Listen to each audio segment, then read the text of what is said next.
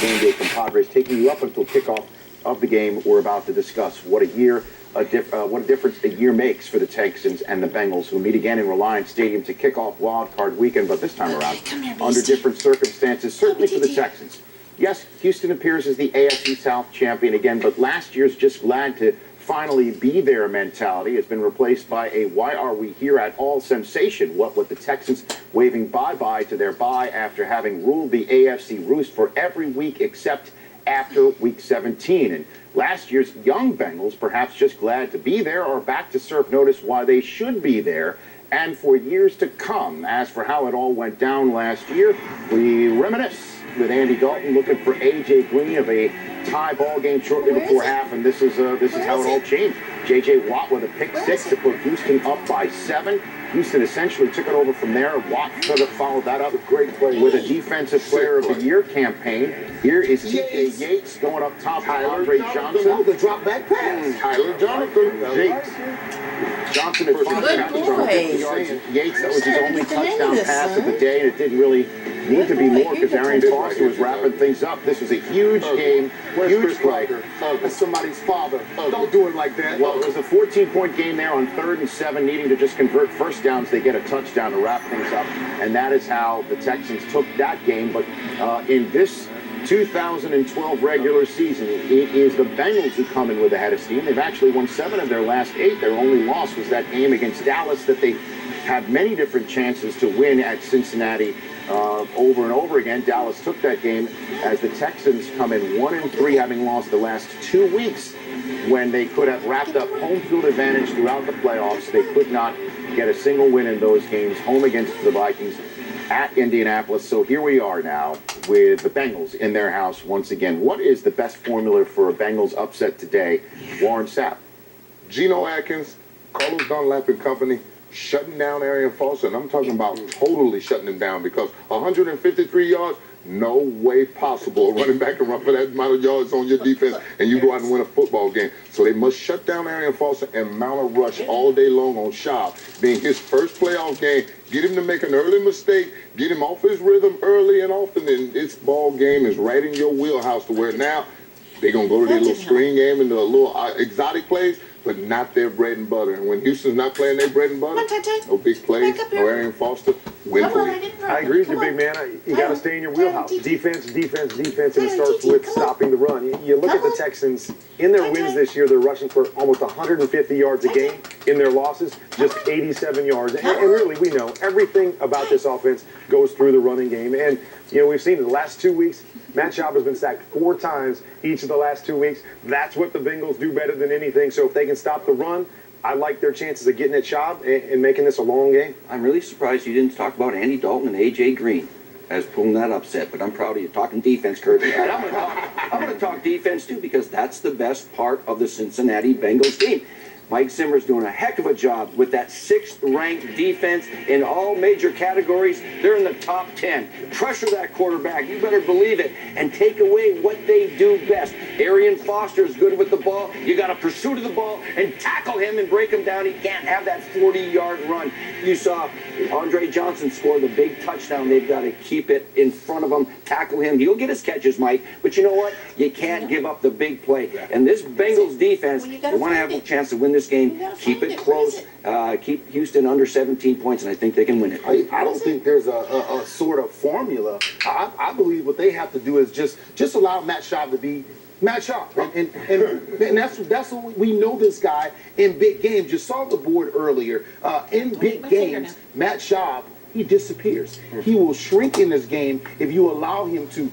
Don't make it easy for him. Don't fall for the play action. Don't give him the easy throw when they run play action. Make him drop back and beat you with his arm, his eyes. Make him play the game from the shoulders up and see if Matt Schaub can do the things that he has shown us that he cannot do.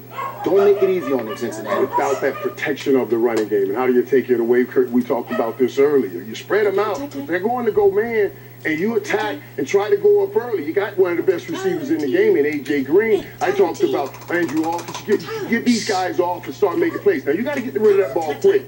because of that protection situation. But get an opportunity. Don't sit back and say, well, we're going to run, then let you run. Try to go up early and get this thing and put the pressure on Matt Sharp, who's never been here before. We're going to take you right up until kickoff of this game that kicks off Wild Card Saturday, that wraps up with a rematch of last week's stellar, big-time, do-or-die contest for the Minnesota Vikings in Minnesota that the Packers needed in order to wrap up a bye week, and Jordy Nelson tying the game at 34, a seesaw contest that saw Adrian Peterson darn near pull off the day that everyone but Eric Dickerson wanted to see. That was a 26-yard game that sets up Blair Walsh, the rookie Pro Bowl kicker, a major factor into tonight's contest, splitting the upright, sending the Minnesota Vikings to the playoffs and to Lambeau Field today, and sending San Francisco to their bye week couches. Albert Breer as it's Lambeau Field for us today.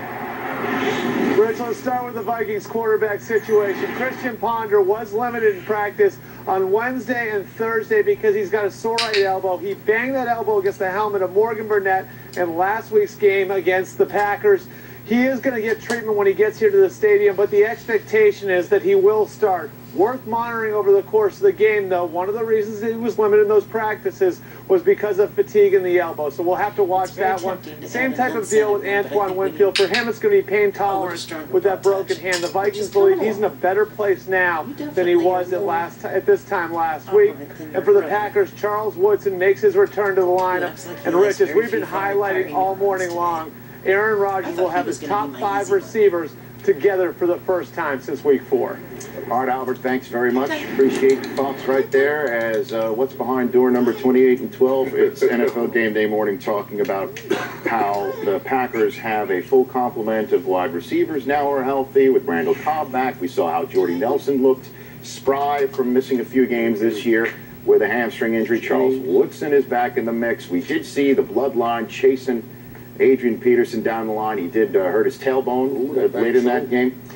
How dangerous does this Packers team become with the return of the injured players for Warner?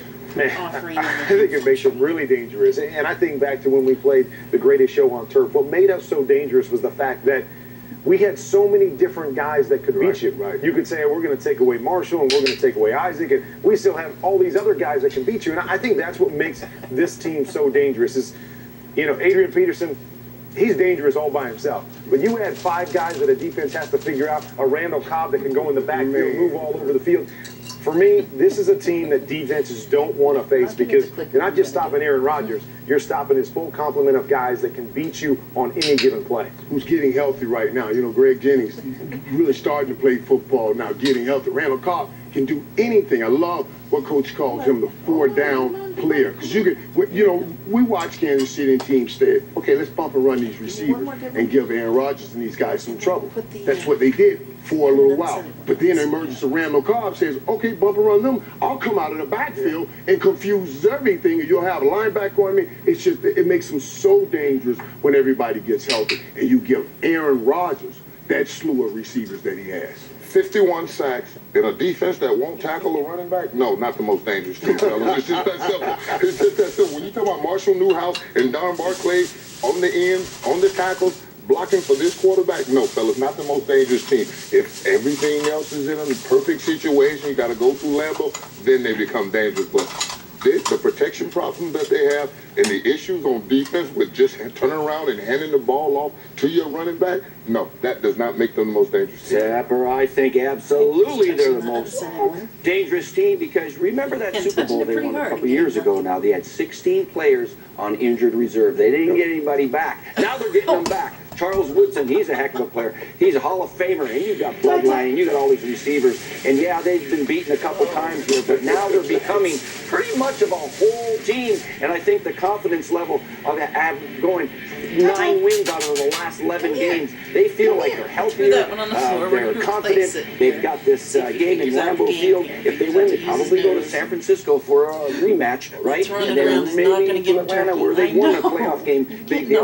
Well, this is a very dangerous team right now because they have most of their parts back in play. I was looking through the guys returning, and I didn't see any offensive line I was going Yay, through the good difference boy. You got it in that the time. I don't offensive know if line that when was they started the accidental or season what, but compared to the difference take it. now. They're your piece. And they're juggling guys around, so It's obviously getting that's a very problem. Not to exciting. mention, the last time I saw the Packers play a playoff game in Lambeau, I think they lost that game. And if I remember when they won the Super Bowl, I think they were on the road winning games against teams. So I want to see how they play at home in the playoffs. I want to see how they host this game against a team that, when it was a must-win game for them and a possible 2 seed in the bye for you lost this game. On the road. And we're talking about the Texans and saying, okay, yes, the Texans, yeah, they failed. They had Where's your turkey? well, the Packers Fell too. had the same problem. Where's your They could have been turkey? sitting home not playing this week, but they have to play this game against a team that they could not beat. And believe me, I played a team 3 times. It is hard to beat a team Get your turkey. when you played them twice already. And in this game for the Packers, you're not I think getting it's going to down be back. tough, regardless of who they have coming back. So that's what wraps up Wild Card Saturday. And then there's tomorrow. We need After some which dryer Ray sheets, Lewis, boys. after 17 stellar first ballot Hall of Oh, Fame he's just seasons, flipping will the tail. either He's all have excited. still a football tomorrow, Where's your or may, just may, 1 week from Where's your today, be on a turkey, Ty-Ty? television set somewhere competing against this very program. And if that's the case, well, then let me tell you, Ray, I come out of the smoke field every Sunday morning at 9 a.m. Eastern Time, so in case you're wondering, that's what time it is! Scared me, with all due respect. And in that vein, here's Mark Kriegel paying some. That was kind of luck more than anything. It was Hey, 2008. luck Ray works, Lewis doesn't would it? make his 9th Luck Pro works. Bowl, and a friend of mine, briefly his Luck house works. guest, was taken by the images that loomed so large in his living room. Jesus Christ and Tony Montana. A contradiction, sure, Luck works. but that's Ray Lewis. That's why he resonated the way he did in the locker room, on the streets of Baltimore, on television. He began as a ball player and ended as Lou Rockney, reconceived for the hip-hop generation. Was he the best? Right. The most charismatic, without question. He could inspire. So I tell you what, if you get my anything next, you're in the wrong business. Instill fear. Okay, like this. I'm a machine. Tell me the Giants weren't scared of him. Speak in tongues. His entrances suggested a title fight, an epic. His life, another kind of odyssey. In 2000, Lewis pleaded guilty to obstruction in connection with double homicide. Within months, he was the Super Bowl MVP. By 2005, he was the cover of Madden. He's still known for putting in work. And for good works, too. A warrior's instinct, a preacher's timing. This is what makes champion. A man who defied an athlete's most savage adversary. Time. Dick Butkus was 31 when he retired. Jack Lambert, 32. Lawrence Taylor, 34. Lewis is 37. The 2012 Ravens were 5-1 with him, 5-5 since. And now, the finale. Been doing this thing so long together, bro. It's completed now. It's completed now. I'd hoped it would come against Peyton Manning. Instead, it's Manning's successor. No problem. But what's to say of Ray Lewis? Was he bad? Only if you accept Ali's definition of a bad man. We gotta do what we gotta do. Fast, physical, and to the point. So I'll paraphrase Tony Montana and Jesus Christ. Say goodbye. The last time you're going to see a bad guy like this again. Let's go, man. Let's go, man. Go in peace, Ray Lewis. Back to you, Rich. All right, Mark, thanks very much. And his resume is, that's first ballot Hall of Fame stuff. That's here. That's got to be like 100% of the vote type stuff. Kitties, you know, 6 it's years not from just now. border collies that And get into a state of overgrowth. the only question is how does it Kitties can finish? too. How's the last chapter going down on the football field? Is it going to end tomorrow? He is Might it quite end in well, New England? Might it end but not in necessarily in a focused and Might good it end mindset in for New training. Orleans? Yay, That man good picking boy. confetti out of his hair. I mean, that's what's coming down the pike, and it all starts with what happens tomorrow with his impact on the field as he returns from an arm injury that's kept him out since week 6. What do you think, Michael Irvin? What do you think? And, you know, I just know the emotion, how passionate Ray is about this game. And what Ray's going to try to do is pass that passion to everybody on that football field today. And I just expect these guys to come out and honor Ray like he's supposed to be honored. That board you just put up, the numbers he just put up, that's a commitment to excellence. That's work day in, day out. Marshall, you talked about it. They have watched this guy come in and work in the weight room. He brings everybody through there and teaches them how to put in the work. I really believe, because I know if I was on that field, I would be mad. I would want to send him out the right way, and I think those guys will want to do that. And I think that they're going to want to. And Ray is going to get out there. He's going to get people lined up. He's going to hold guys accountable. You heard the record: 5-5 without him, 5-1 with him. And do you think that's because Ray has had a lot of impactful plays? I'm going to say not this year, but he has impact the players on his team, yes. And that's what Ray is going to bring to the game. I haven't seen Ray Lewis have that signature play in the game. It's been a long time. Let's not lie to each other about what kind of player Ray Lewis is right now.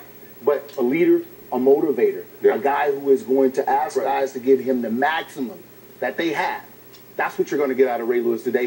That's what he's going to bring to the game. My question is that going to be enough against this team who also has some things that they're playing for as well with Chuck Pagano? Yeah, I'm interested to see how this does play out because we talk about them being 5-1 early in the season, but if we all remember, that was when they were giving up 200 yards rushing per game. They were finding ways to win because their offense was playing well. And then I look at the way this team has played recently. Defensively, they've given up less than 200 yards total offense the last 2 weeks. This defense seems to be flying around and kind of finding themselves later in the season. And now you're going to put in somebody as great as Ray Lewis is and the motivator he is. Can he step in after being on the sidelines and kind of pick up where these guys have left off because they're playing their best football defensively all year long? So that's my question. He's going to bring a lot to the table, but can he bring the physical part that they've had the last couple of weeks to play so well? The emotion and everything he brings to the pregame will be there like no other because that's what Ray brings to his football team. That's what he's always brought to the table. But as far as the X's and O's, model, he's not that player anymore. He's not that player. So a minimum impact as far as a player, but he'll get them all lined up because I've watched these defensive tackles all year long not keep those linemen off Ray. That's why he has the problem that he has with his bicep because there are men in his face. If you let Ray Lewis roam free and do what he does, he'll make plays, but this defense doesn't conform to that anymore. When Sam Adams and Saragusa was in front of us, nobody touched Ray. Nobody touched Ray. That's why Eddie George had such a horrible time in the playoffs because 52 lived in his chest. It's a different mentality. They have different players up front. They want to make their plays, making Ray more vulnerable to people blocking him. You know, this Ravens team hasn't been the same team as they've been on either side of the ball without Ray. You know what? Let's reboot, start over, because this new season we call the playoffs begins with Ray Lewis. And every man on that team, I know you're watching because you play tomorrow. You know what? You owe it to Ray Lewis for his 17 years of perfection and his emotion. He's given everything, his blood, sweat, and tears to that organization and that city. The rest of the players, I don't care if you've been there 1 year or 4 or 5 years, you owe it to send him on a win. All right, we're going to end right there here. Do you think he's going to appreciate being told what time it was Oh, good God. on the show? Yeah, by you, right. absolutely. I do. I think That's he'll so like humble. that. That's all for That's now. so humble. Sorry, Rich. I mean, humble. you guys are behind me, right? I mean, I got you, baby. That's all for I am. now. In front of you. He shows up there. He doesn't hear anybody say that. I gotta get in front of you because if I go behind you, he's gonna go through you. thank you, Marshall. I mean, I scared Mooch and I heard nothing out of the 40. No, I'm gonna get in front of you. I got you. Ian Rappaport's in the safety of our newsroom with the latest on the coaching carousel right now. And the news of the day so far is that the Carolina Panthers say that Ron Rivera is staying. He is not going anywhere. What can you tell us about how this decision was made?